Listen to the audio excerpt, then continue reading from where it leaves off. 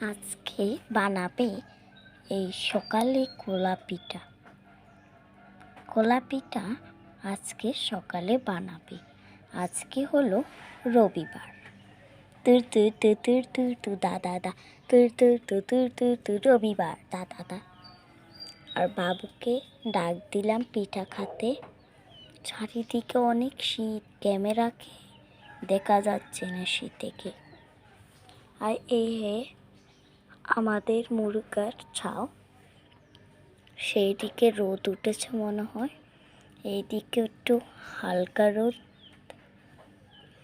রাস্তাতে রোদ উঠেছে, কিনারায় রোদ উঠেছে। এবার দেখব কিভাবে পিঠা বানায়।